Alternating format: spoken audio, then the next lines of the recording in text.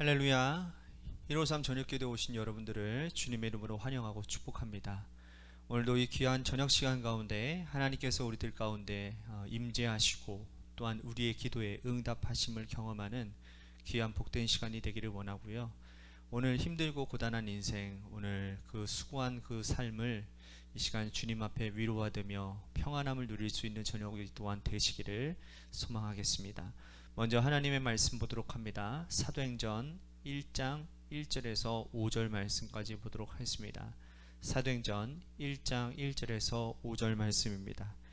우리 같이 한 목소리로 다 함께 봉독하도록 하겠습니다. 시작. 데오빌로여, 내가 먼저 쓴 글에는 무릇 예수께서 행하시며 가르치시기를 시작하심부터 그가 택하신 사도들에게 성령으로 명하시고 승천하신 날까지의 일을 기록하였노라.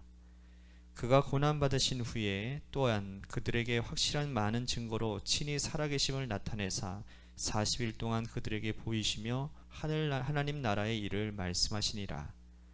사도와 함께 모이사 그들에게 분부하여 이르시되 예루살렘을 떠나지 말고 내게서 들은 바 아버지께서 약속하신 것을 기다리라. 요한은 물로 세례를 베풀었으나 너희는 몇 날이 못되어 성령으로 세례를 받으리라 하셨느니라. 아멘. 사도행전을 기록한 사람은 제가 늘 말씀드리지만 누가라고 제가 말씀을 드렸습니다. 누가는 예수님의 12제자 중에 한 사람도 아니었고 또 이분은 누가복음과 사도행전을 기록한 아주 특별한 사람이었습니다. 그런데 이분이 이 누가복음과 사도행전을 기록한 이유는 단 한 사람, 단 한 영혼 때문이라는 거 아십니까? 데오빌로라고 하는 한 사람을 위해서 이 두 권의 책을 기록했습니다. 데오빌로라고 하는 사람은 이방인이에요. 그리고 이제 막 예수를 믿기 시작한 사람이었습니다. 그분에게 예수님이 어떠한 분인지, 또한 예수님이 이 땅에 오셔서 어떤 사역을 하셨는지, 또 예수님께서 십자가를 지신 의미가 무엇인지를 아주 세세하게 기록한 것이 누가복음입니다. 사도행전은 주님이 승천하신 후에 성령이 임하시고 교회가 세워진 것과 또 교회를 통해서 복음이 확장되어지는 것을 기록하고 있습니다. 먼저 1절 2절 말씀에 보면 누가는 한마디로 요약합니다. 데오빌로요라고 시작하는 것으로 봐서 이 사도행전도 역시 데오빌로에게 보내는 그림임을 우리가 알 수 있습니다. 내가 먼저 쓴 글이라고 하는 것은 바로 누가복음을 얘기하는 것이겠죠. 그가 택하신 사도들에게 성령으로 명하시고 승천하는 날까지 일을 바로 누가복음의 핵심 주제라고 할 수 있습니다. 여러분, 사도행전을 한마디로 표현한다면 성령행전이라고 우리들이 많이 일컬었습니다. 그만큼 성령님께서 역사하심이 크신 그런 사건들이 많이 기록되어져 있는 책이지요. 주님이 약속하신 성령이 오셔서 교회를 세우셨습니다. 예루살렘 교회는 안디옥 교회를 개척해서 안디옥 교회는 바울과 바나바를 1차 선교 여행을 위한 선교사로 파송을 하지요. 2차, 3차 선교 여행은 바울과 실라를 파송합니다. 이 과정을 통해서 소아시아와 유럽 그리고 전 세계로 복음이 뻗어나갈 발판을 마련하게 되는 것이죠. 그러므로 이 사도행전은 성령의 역사를 기록한 책이라고 할 수 있습니다. 우리는 사도행전을 통해서 성령님이 어떻게 일하시는지를 자세히 살펴볼 수 있는데요. 3절에 보니까 그가 고난받으신 후에 또한 그들에게 확실한 많은 증거로 친히 살아계심을 나타내사 40일 동안 그들에게 보이시며 하나님 나라의 일을 말씀하시니라 라고 말씀을 합니다. 예수님께서 승천을 준비하시면서 40일 동안 하신 일을 두 가지로 기록하고 있는데요. 첫 번째는 주님이 40일 동안 제자들에게 많이 나타나셨다는 거예요. 예수님께서 40일 동안 제자들을 찾으시며 자신을 보이신 이유는 부활이 확실하다는 것과 또 부활은 부인할 수 없는 역사적인 사실이라는 것을 입증하시고자 하신 것이었죠. 당시 예수님이 부활하지 않았다라는 그런 악의적인 소문들을 내는 사람들이 있었습니다. 예수님의 무덤을 지키던 사람들, 또 빌라도의 수하에 있던 사람들, 종교 유대 지도자들은 예수님이 부활하지 않았다라고 거짓말을 퍼뜨리고 사람들을 미혹했습니다. 그러나 부활하신 예수님은 40일 동안 여러 사람들에게 나타내 보이심으로써 부활은 역사적인 사실임을 입증하셨습니다. 두 번째로 주님은 40일 동안 말씀을 전하셨어요. 예수님은 당신이 하늘에 올라간 이후에 이 땅에 남은 제자들이 해야 될 일을 하나하나 말씀하셨습니다. 주님이 하신 말씀을 다 하신 후에 제자들에게 성령을 기다리라 라고 말씀을 하지요. 예루살렘을 떠나지 말고 내가 분부한 그곳에서 내가 약속한 아버지께서 약속하신 성령을 받으라 라고 말씀을 하십니다. 성령 받기 위해서 제자들은 예루살렘을 떠나지 말고 기다려야 했습니다. 자, 예루살렘을 떠나지 말라라는 말씀은 뭐냐면 제자들에겐 부담이었습니다. 예루살렘은 제자들에게 여러분 어떤 의미일까요? 예루살렘은 실패한 자리예요. 제자들이 예수님을 만나서 예루살렘에 올라왔을 때는 청운에 부은 꿈을, 어떤 부푼 꿈을 가슴에 품고 있었습니다. 그들은 예수님의 능력이라면 로마를 극복하고 또 로마의 압제에서 해방시켜 줄 것이라고 확신했습니다. 예수님께서 로마를 극복하는 그날 우리는 예수님의 좌우편에 앉아서 이 땅을 다스릴 것이고 예수님이 왕이 되고 우리는 한 자리씩 차지할 것이라는 아주 부푼 소망을 가지고 있었다라는 것이죠.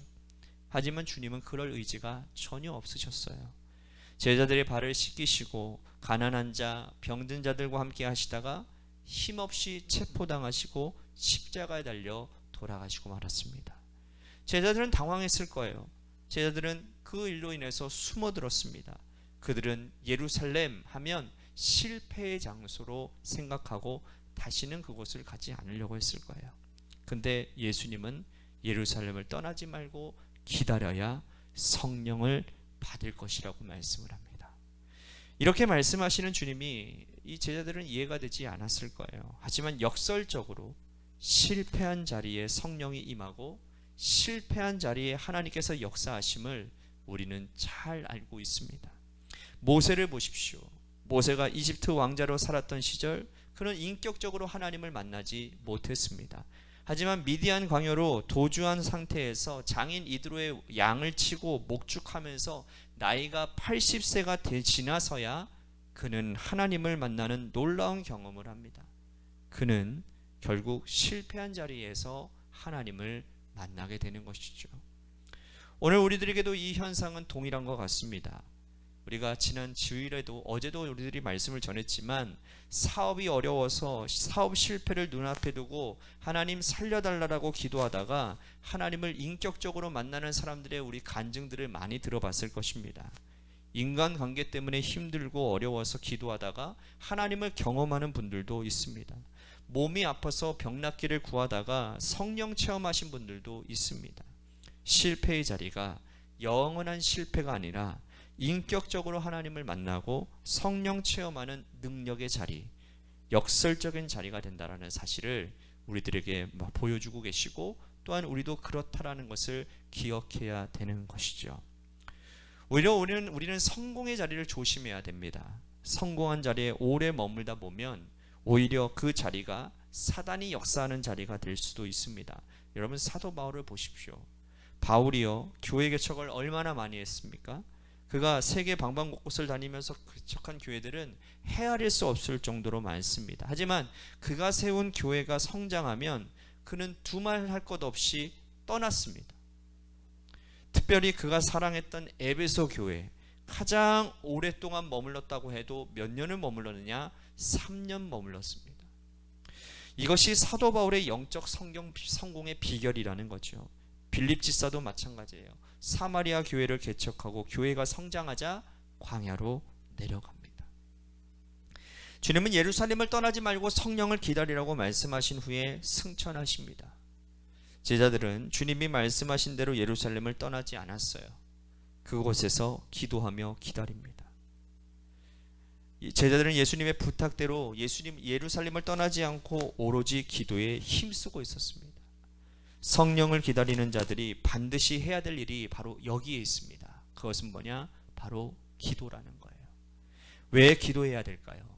기도는 주인을 바꾸는 작업이기 때문인 것입니다. 기도하기 전에는 내가 주인이었어요. 내가 주인이 되어져서 내 뜻대로 내 의지대로 하려고 합니다. 그러한 상태에서는 성령님께서 우리들의 심령 가운데 임할 수가 없는 거예요. 성령께서 성령님께 나의 주도권을 내어드리기 시작하기 위해서는 기도를 통해서 내 마음을 기경해야 된다는 거예요. 기도로 마음의 돌밭을 갈아엎고 성령님이 주인으로 임재하시기 좋도록 우리는 좋은 밭을 만들어야 되는 겁니다. 그것이 바로 기도인 거예요. 그래서 제자들은 성령이 올 때까지 기도에 전념했다라는 거예요. 오늘 우리가 이 땅에서 성령의 임재를 풍성하게 누리기 위해서는 기도해야 되는 겁니다. 감사하게도 오늘 이 자리에 함께 모여서 기도하는 여러분들은 이미 좋은 밭이 되어져서 성령께서 임하는 역사가 반드시 일어나는 귀한 시간인 줄로 저는 믿습니다. 여러분, 열심히 기도하다 보면요, 성령님이 우리의 마음을 주장하시는 것을 느끼게 됩니다. 제자들은요, 성령을 기다리면서 마음밭을 갈아엎었어요. 이렇게 좋은 마음밭에 성령이 임하시는 것이죠. 오늘도 기도로 하루를 마무리하는 가운데 여러분들 안에 성령님의 역사하심이 나타나는 귀한 복된 저녁 시간이 되기를 주님의 이름으로 간절히 축복하겠습니다. 우리 같이 말씀을 생각하면서 기도했으면 좋겠습니다. 사랑하는 하나님, 언제나 내 마음밭을 기경하여 성령님께서 마음껏 역사하실 수 있는 그러한 인생이 되기를 원합니다. 그래서 내 마음밭이 기경되어져 성령님의 역사하심을 통해 하나님 영광 받는 귀한 복된 인생이 되도록 인도해달라고 우리 같이 말씀 생각하며 기도합시다.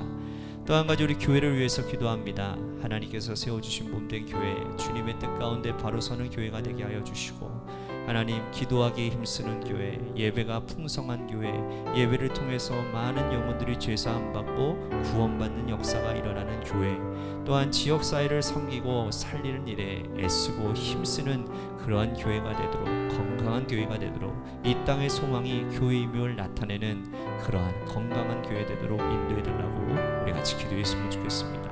또한 재개발 가운데 놓여져 있는 교회를 위해서 여러분들 기도해 주시기를 바라고요. 또한 우리 육신의 연약함으로 고통당하는 분들, 우리 유근혜 권사님 수요일날 이제 검사를 받으십니다. 시술 잘 되었는지 이제 검사를 받으시는데 하나님께서 치료의 강선을 발하여 주시어 깨끗하게 완치되어지도록 인도해달라고, 또한 우리 김우중 권사님의 부모님들, 또한 이 김용훈 성도님, 또한 조정순 성도님을 위해서 기도해 주시기를 바라고, 또한 많습니다. 우리 김순원 권사님 아드님 우울증을 위해서도 여러분들 기도해 주시기를 바라고, 또한 우리 정장미 지사님 남편 사업 그 집 마무리를 잘 지을 수 있게 해달라고 우리 같이 기도했으면 좋겠습니다. 고3 수험생인 한유진 학생을 위해서 기도해 주시고요. 마지막으로 여러분들의 삶의 자리와 여러분들의 자녀들을 위해서 기도하시다가 시간 돌아가시기를 바라겠습니다. 노래 끝날 때까지 함께 우리 합심하여 기도하도록 하겠습니다. 기도하시겠습니다.